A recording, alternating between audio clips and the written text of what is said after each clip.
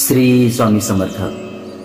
पुण्यातील दीपक जाधव यांचा हा स्वामी अनुभव आहे, तो तुम्हाला मी आज सांगत आहे। स्वामी आले संकटातून सोडवायला। मी एकदा खूप मोठ्या अडचणीत होतो। व्यवसाय डुबत चालला होता, कर्जदार सतावत होते आणि मन अत्यंत अस्वस्थ होतं। कुणाकडेही मदत मिळेना।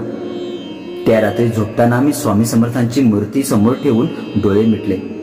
मनातून एकच प्रार्थना केली, स्वामी आता फक्त तुम्हीच वाचवू शकता।